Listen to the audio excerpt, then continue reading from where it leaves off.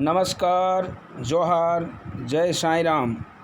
मैं नकुल प्रजापति आपका अपना चैनल में आप सभी का हार्दिक स्वागत अभिनंदन है।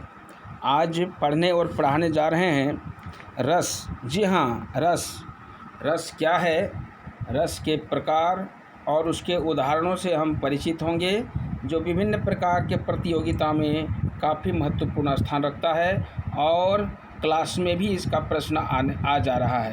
तो आप लोग ध्यान से देखिए, पूरा वीडियो को देखें, तब अब इसको समझ में आएगा। जी हाँ, सबसे पहले देखिए रस क्या है। जी हाँ, रस क्या है, इसका यदि सामान्य अर्थ हम लोग देखना चाहेंगे तो सामान्य अर्थ होगा साहित्यिक आनंद को रस कहते हैं। साहित्यिक आनंद को रस कहते हैं। एकदम सामान्य रूप से इतना याद रखिएगा कि रस क्या है, तो इसका सामान्य अर्थ होगा साहित्यिक आनंद को ही रस कहते हैं। या काव्य की आत्मा किसको कहा गया है? रस को कहा गया है। काव्य की आत्मा रस को कहते हैं। दूसरा जो हम लोग रस जानते हैं, जो विभिन्न प्रकार के फलों का रस होता है, जान रहे हो, तो लौकिक भाषा में जिसका प्रयोग करते हैं, उन लौकिक भाषा का प्रयोग यहाँ क्या है? फलों का रस।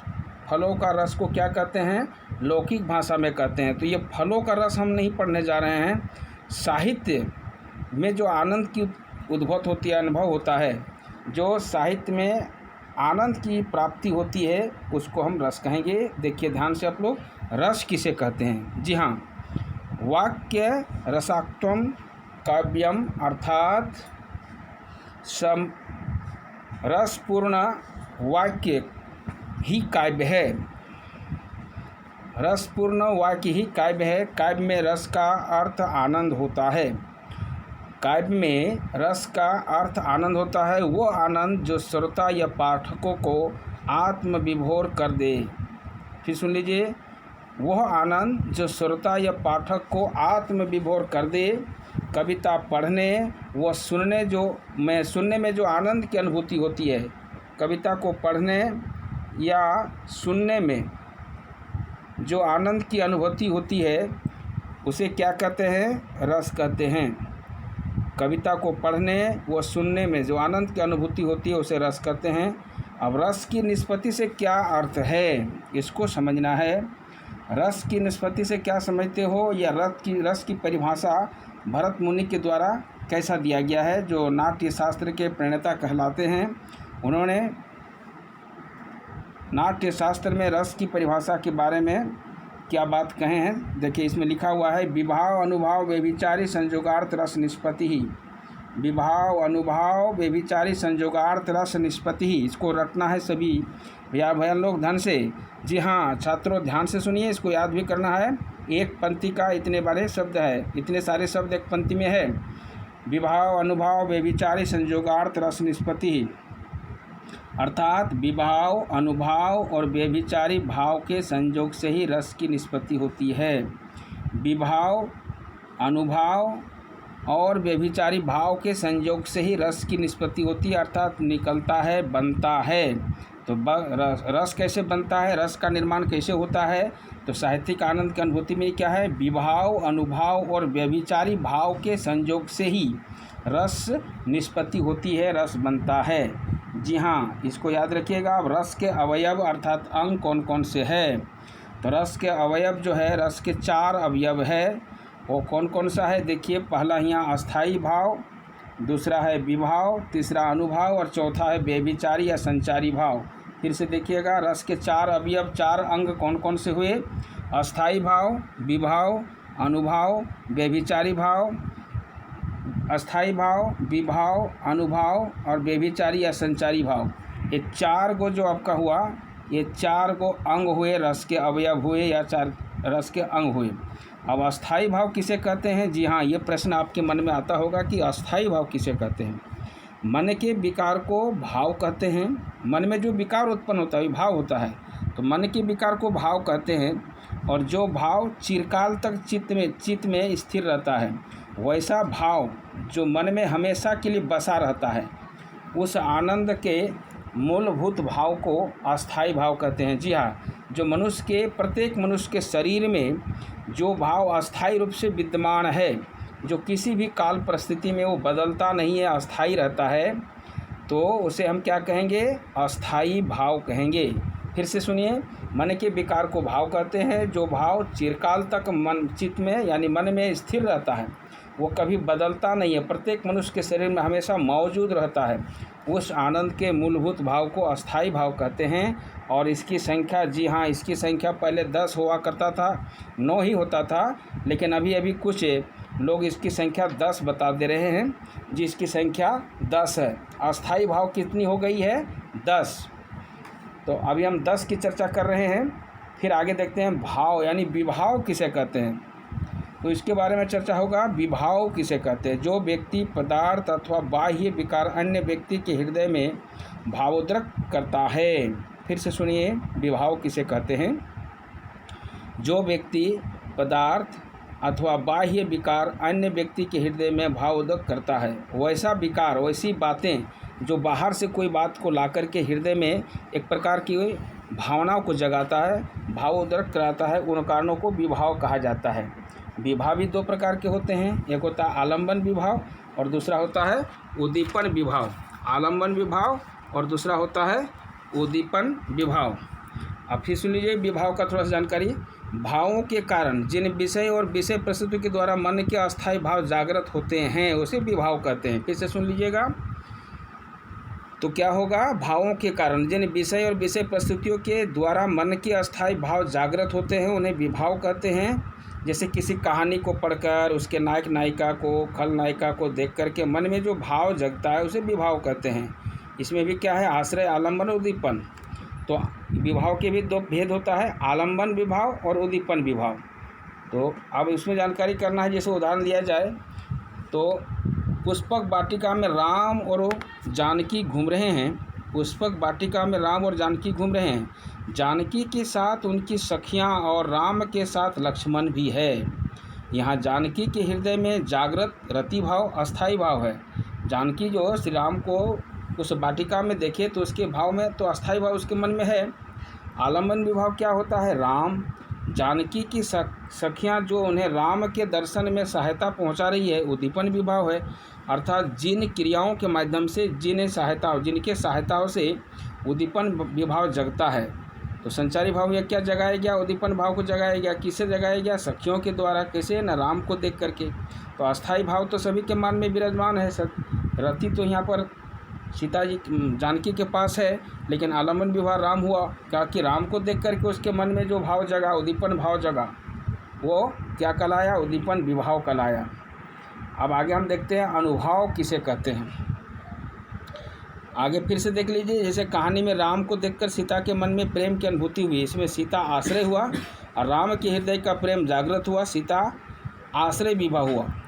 अब इसी तरह से अगला देखना, अनुभव किसे कहते हैं। ये प्रश्न यदि आएगा आपके मन में तो अनुभव के बारे में थोड़ा सा जान लीजिएगा। आश्रय की चेष्टा को अनुभव कहते हैं। छोटी सी बात आपको याद रखिएगा, आश्रय की चेष्टा को अनुभव कहते हैं। आश्रय माने जिसके हृदय में भाव जगते हैं उसको आश्रय कहते हैं। जिसके हृदय में भाव जगते हैं उसे आश्रय कहते हैं। तो आश्रय की चेष्टाओं को अनुभव कहते हैं। आलम्बन और उद्दीपन विभाव के कारण उत्पन्न भाव को बाहर प्रकाशित करने वाले कार्य अनुभव कहलाते हैं। आलम्बन और उद्दीपन विभावों के कारण उत्पन्न भावों को बाहर प्रकाशित करने वाले कार्य अनुभव कहलाते हैं। जैसे राम के दर्शन से सीता का सकुचाना या चकित होना अनुभव है। तो राम के दर्शन से सीता भी सकुचा रही है या चकित हो रही है, ये अनुभव है। ऐसे स्थल पर राम या सीता किसी का एक दूसरे के प्रति कटाक्षपात, संकेत, रोमांच, लज्जा आदि अनुभव के कारण आएंगे। तो यहाँ पर जान लीजिएगा, राम को देखकर सीता भी सकुचा गई है, सकुचाना स्वभाव है। सीता किसी का एक दूसरे के प्रति कटाक्षपात, संकेत, रोमांच, लज्जा आदि अनुभव के अंतर्गत आएंगे। यहाँ राम सीता के अनुभवों के आश्रय हो सकते हैं और सीता राम के अनुभवों के अर्थात हृदय में संचित रति आदि अस्थायी भाव का कार्य मन और वचन की चेष्टा के रूप में प्रकट होना ही अनुभव है। आश्रय की चेष्टा को अनुभव कहते हैं। जैसे सीता की चेष्टाएं, उसका प्रेम से राम को देखना और उसकी बढ़ना या बोलने के ललायत होना अनुभव, ये अनुभव है। अब इसके बाद हम लोग देखेंगे अनुभव के भी 3 भेद है। तो अनुभव के कितने भेद हैं? अनुभव के 3 भेद है। जी हाँ, कौन कौन सा 3 भेद हुआ? पहला कायिक, मानसिक, वाचिक, ये 3 भेद हो गया। और अनुभव के 3 भेद को याद रखिएगा, कायिक, मानसिक और वाचिक। अब इसके बाद क्या क्या है उसके आगे देखते हैं। तीनों में से हम लोग देखेंगे। व्यभिचारी या संचारी भाव किसे कहते हैं, ये याद रखिएगा। व्यभिचारी या संचारी भाव, ये संचारी भाव अस्थायी भाव के सहायक है, जो अनुकूल परिस्थितियों में घटते बढ़ते हैं। पानी में उठने वाले और आप ही विलीन होने वाले बुलबुलों के समान संचारी भाव अलग अलग रागों में सशक्त हैं। इनकी संख्या 33 है, अर्थात प्रत्येक मनुष्य में अस्थायी रूप से निवास करने वाले भावों की संख्या हम लोग 9 और अभी वर्तमान में 10 बता दिए। लेकिन जब हम व्यभिचारी भाव की बात करते हैं, ये संख्या 33 है। ये मनोभाव अस्थायी न होकर के चंचल होते हैं तथा बुलबुलों की तरह उड़ते गिरते रहते हैं। ये अस्थायी भावों का सहयोग करने के लिए उसके साथ क्रिया करते हैं। सभी भावों के साथ संरक्षित करने के कारण इन्हें संचारी या व्यभिचारी कहा जाता है। अब यदि जानेंगे तो व्यभिचारी कैसे हुआ, क्योंकि संचार करते हैं। जैसे कौन कौन सा है, गर्व है, ग्लानि है, शंका है, असूया है, मद है, दीनता है, जड़ है यानी जड़ता, शंका, चिंता, उग्रता, हर्ष, है ना। अनसूया का अर्थ होता है ईर्ष्या, अस्मृति, उत्सुकता। जैसे मान लिया जाए कि प्रत्येक शरीर में शंका नहीं रहती है, लेकिन कारणवश शंका उत्पन्न हो जाती है, संचारी है वह। अगर शंका होता तो अस्थायी है। शंका तो किसी के मन में हमेशा बसा नहीं रहता है, कारणवश उत्पन्न होता है, किसी के कान भरने पर उत्पन्न होता है, इसलिए शंका कहेंगे। इस तरह से जड़ता माने मूर्खता, तो मूर्खता किसी के पास हमेशा मौजूद नहीं रहता है, किसी कारणवश उत्पन्न हो जाता है, इसलिए इसको संचारी भाव कहेंगे। चिंता भी सबके शरीर में हमेशा मौजूद नहीं रहता है, किसी कारणवश उत्पन्न होता है, इसलिए चिंता। उग्रता हो गया, जब गुस्सा बढ़ता है तो इसमें भी क्या देखेंगे, उग्रता। इस तरह से ईर्ष्या होना, है ना, उत्सुकता होना, ये सभी जो है संचारी भाव के उदाहरण है, जो प्रत्येक शरीर में मौजूद तो नहीं है, लेकिन किसी कारणवश उसको जगाया जाता है तो उत्पन्न होता है, इसलिए इसको हम लोग संचारी भाव कहते हैं। जिसकी संख्या कितनी हुई संचारी भाव के, व्यभिचारी या संचारी भाव की संख्या 33। और अस्थायी भाव मात्र मान से हम लोग जाने जाएंगे कि इसकी संख्या अभी 9 बताया गया है। तो अस्थायी भाव 9 है और संचारी भाव 33 है। रसों की संख्या उसके अस्थायी भाव बताएंगे। रसों की संख्या 10 होती है, उनके अस्थायी भाव इस प्रकार से है। रसों का नाम अस्थायी भाव। अब इसको थोड़ा सा एकदम कोलम्बस है, याद कीजिएगा। श्रृंगार रस जो हुआ उसका अस्थायी भाव क्या हुआ, प्रेम या रति, याद रखिएगा। दूसरा है हास्य रस का हास या हंसना। इस तरह से करुण रस का हो गया शोक। करुण रस का क्या हो गया, शोक। करुण रस का शोक हो गया। रोध रस का क्रोध है। वीर रस का उत्साह है। वीर रस का उत्साह हो गया। भयानक रस का हो गया, देखिए भयानक रस का भय। विभत्स रस का जुगुप्सा या घृणा। विभत्स रस जुगुप्सा या घृणा है। अद्भुत रस जिसको आश्चर्य या विस्मय कहते हैं, अद्भुत रस का आश्चर्य या विस्मय है। उसके बाद शांत रस का है निर्वेद या सम। शांत रस का निर्वेद या सम है। और अंतवा जो 10वां रस का गणना किया गया है कुछ विद्वानों के द्वारा, वह वात्सल्य रस है। वात्सल्य रस को संतान प्रेम की रस जो कहते हैं, वात्सल्य रस या भक्ति रस भी यहाँ कहेंगे। हालांकि इसका भी संबंध रति से ही है, हालांकि इसलिए इसे हमें क्या कहेंगे, वात्सल्य कहेंगे। अब प्रश्न आता है जी आपके पास में, करुण रस किसे कहते हैं। इसके पहले थोड़ा सा आप सबको फिर पुनरावृत्ति करा देते हैं, ये प्रश्न बार बार आता है। अस्थायी भाव और रस, जिस तरह से रति श्रृंगार, उत्साह वीर, वैराग्य शांत, शोक का करुण, क्रोध का रौद्र, भय का भयानक, घृणा का विभत्स, विस्मय का अद्भुत, हास्य का हास्य, वात्सल्य का वात्सल रस तथा भक्ति होता है। अब प्रश्न आता है करुण रस किसे कहते हैं। जी हाँ, करुण रस किसे कहेंगे प्रश्न आएगा। इस रस का जन्म आत्मीय या प्रियजनों का विनाश, वियोग, धर्म पर संकट, द्रव्यनाश आदि अनिष्ट सूचक कार्यों से ही होता है। तो इस रस का आत्मीय प्रियजनों का विनाश, वियोग और धर्म पर संकट, द्रव्यनाश यानी धन का नष्ट हो जाना, किसी अनिश्चित काम का सूचक प्राप्ति होना, अचानक कहीं रोना धोना, शोक जो होता है, दुख तकलीफ कष्ट मन में कब आता है, जब किसी प्रियजन का कष्ट हो जाता है, नहीं रहते हैं, या कोई धन छीन जाता है, नष्ट हो जाता है ना। इस प्रकार से किसी के वियोग होने पर, धर्म का संकट उत्पन्न होने पर, धन के नष्ट होने पर, प्रियजनों का चले जाने पर शोक उत्पन्न होता है, दुख उत्पन्न होता है, तभी ये क्या आता है, करुण रस। और इसका भाव क्या है, अस्थाई भाव जो है सो शोक है।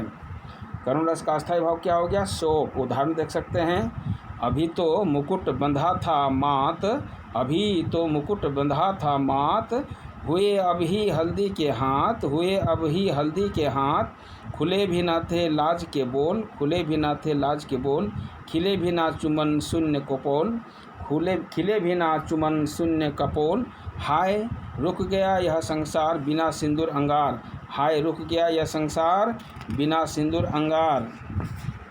इस प्रकार से यदि हम लोग देखेंगे तो दूसरा भी है ना, हाँ सही न जाती मुझसे अब ये आज भूख की ज्वाला, कल ही प्यास लगी है हो रहा हृदय मतवाला, सुनती है तू राजा है मैं प्यारी बेटी तेरी, क्या दया ना आती तुझको यह दशा देख मेरी।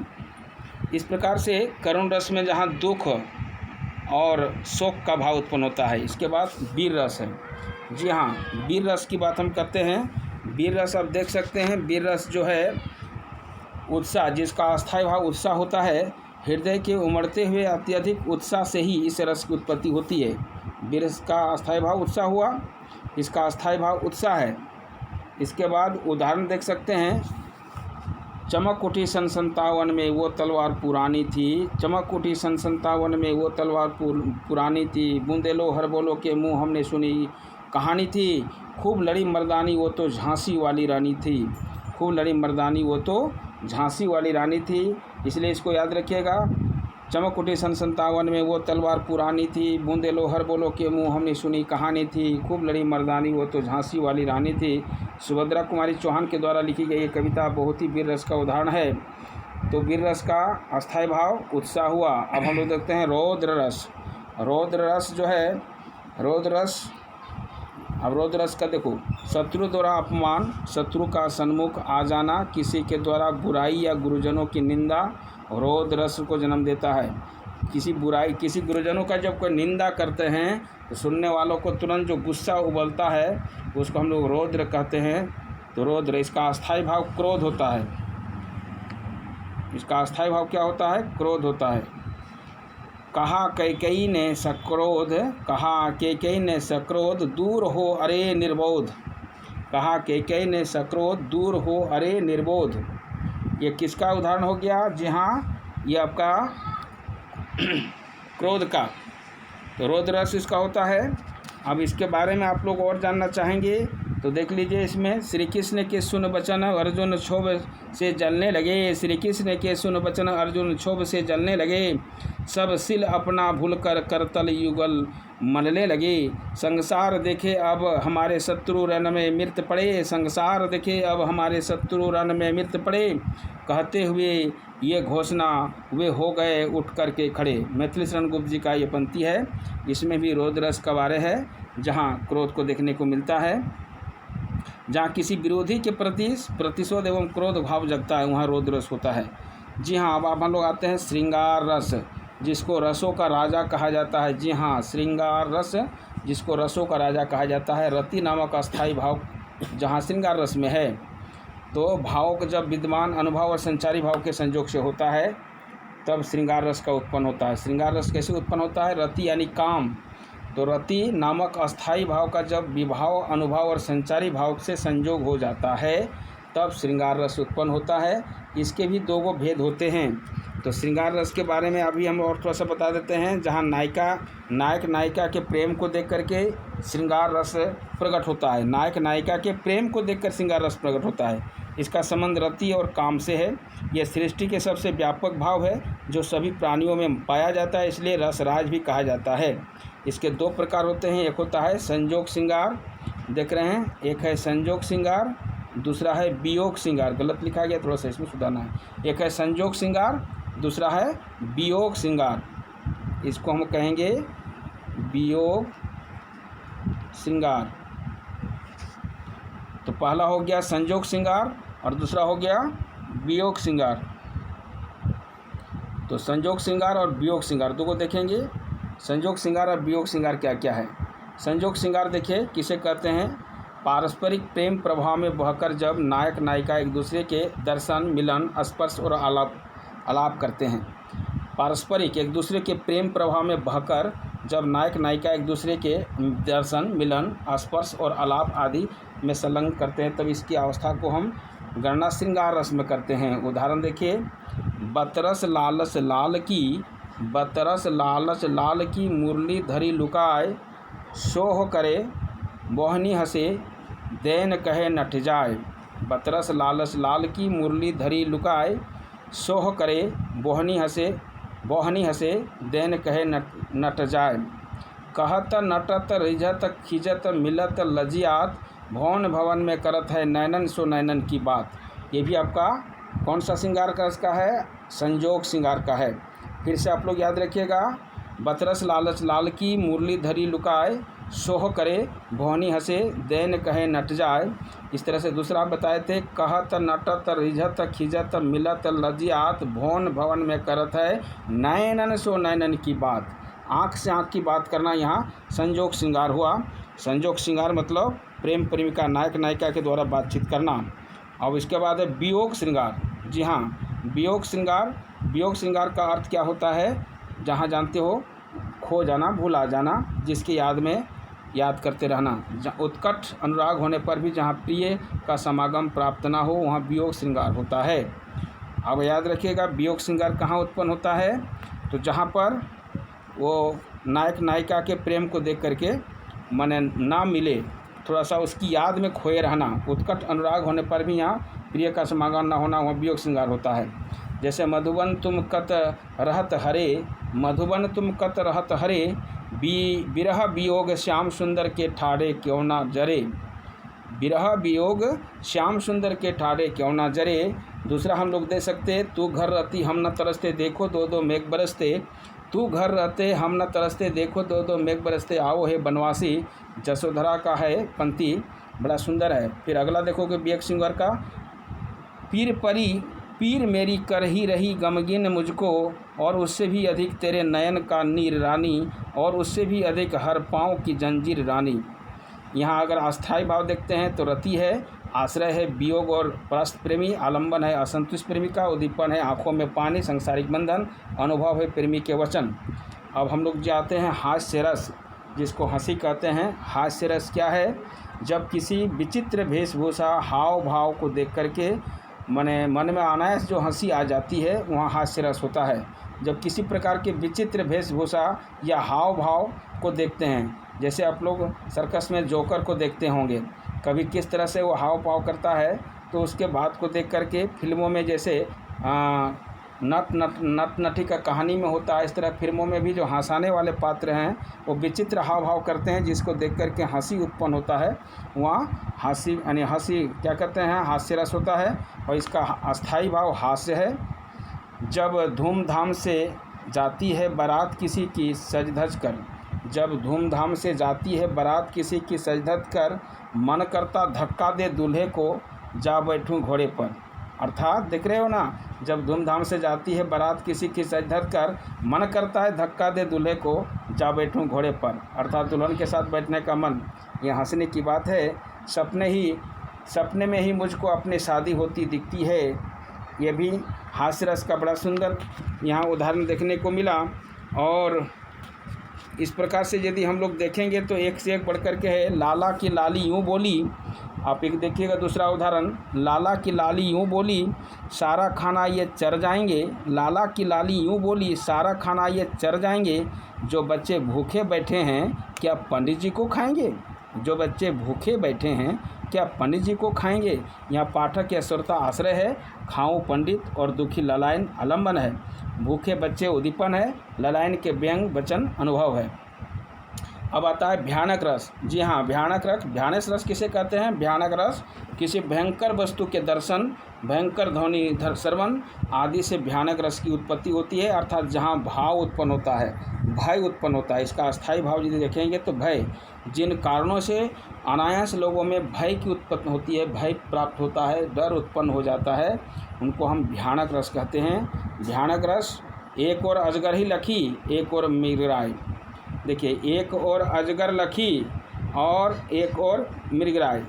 तो एक और अजगर लखी, एक और मृगराय, यह पंक्ति आप लोग याद कीजिएगा। एक और अजगर ही लखी, एक और मृगराय,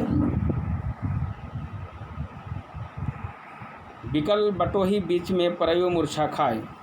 बिकल बटोही बीच में परयो मूर्छा खाए। तो इस प्रकार से यहाँ पर रास्ता में चलने वाले बटोही का बड़ा विचित्र भाव होता है। आगे तरफ अजगर है, पीछे तरफ से शेर है, दोनों तरफ जाए तो जाए क्या, दोनों तरफ खाई है, बीच में ही बेचारा मूर्छा गिर पड़ते हैं। यही यहाँ क्या है, भय हो गया। अगला है विभत्स रस। विभत्स जो है, विभत्स रस है जब रक्त, मांस, मज्जा आदि की घृणित वस्तुएं तथा नैतिक पतन आदि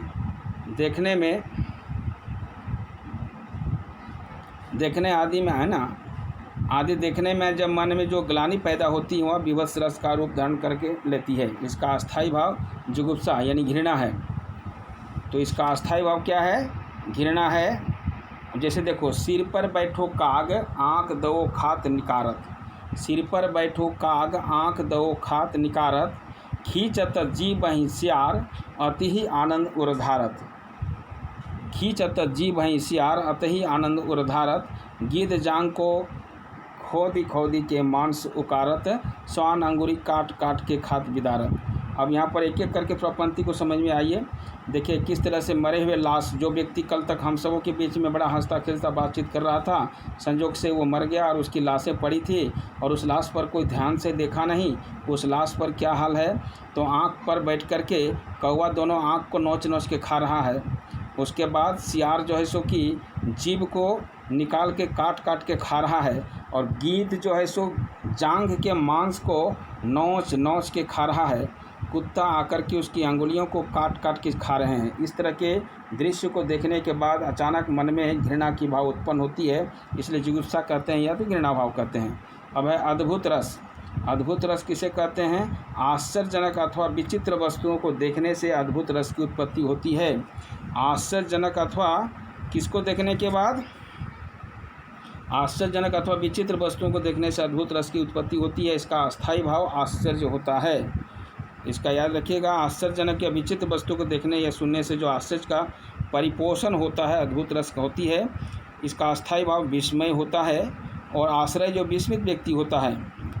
अब देखिए इसका उदाहरण, बिनु पग चले सुने बिनु काना, कर बिनु कर्म करे विधि नाना। बिनु पग चले सुने बिनु काना, कर बिनु कर्म करे विधि नाना।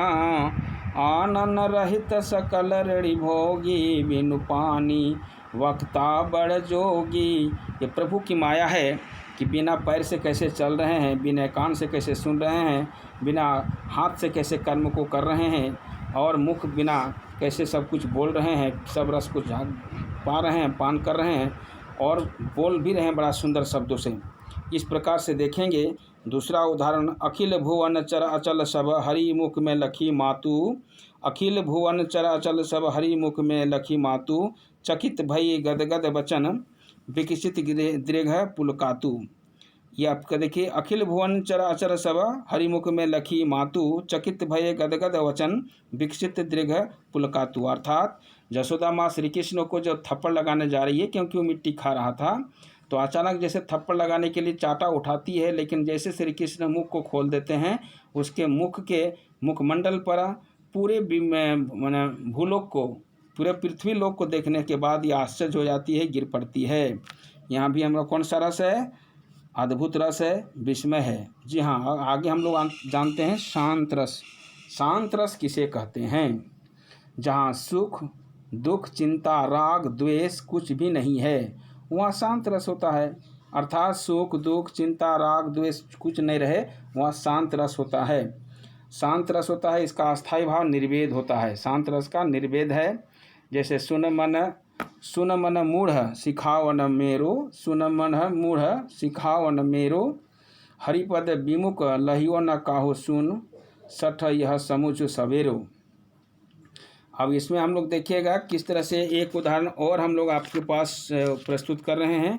इसको आप लोग देखिएगा फिर से। अस्थायी भाव निर्वेद हुआ और शांत रस का जैसे दूसरा उदाहरण देखना चाहेंगे तो उदाहरण है, सुत बनिताहि जानि स्वार्थ रत ना करू नेह सब की ते, अंग अंतहि तो ही जगह तजे ही पामर, तू न तजे अबहिते, अब ना तहि अनुराग जागु जड़, त्यागु दुरास जीते, बोझ न काम अग्नि, तुलसी कहूँ वियोग विषय भोग बहु घीते।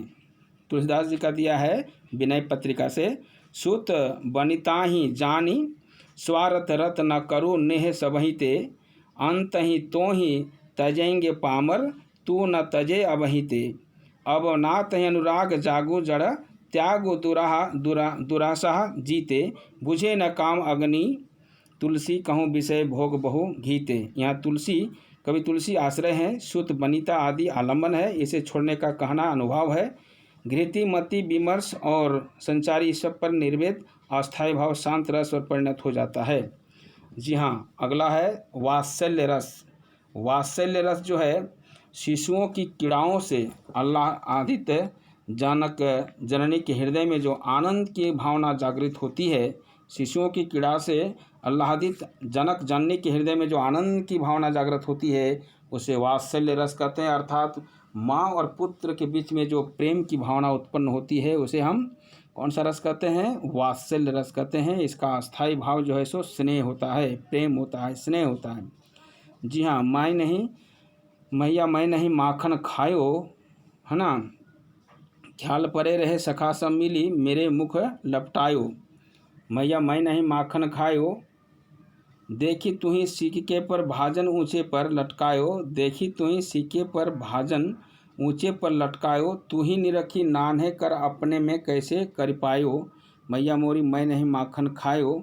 इस प्रकार से यदि हम लोग देखें तो इसमें से बहुत सा उदाहरण देखने को मिलेगा।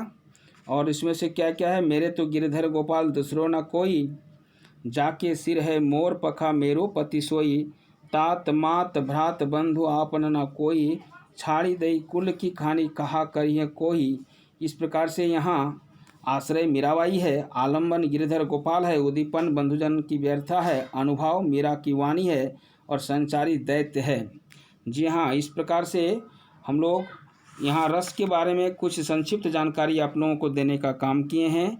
अच्छा लगे तो सब्सक्राइब करना और बेल आइटम को ज़रूर दबाना और एक दूसरे को शेयर करना। जी हाँ, नमस्कार।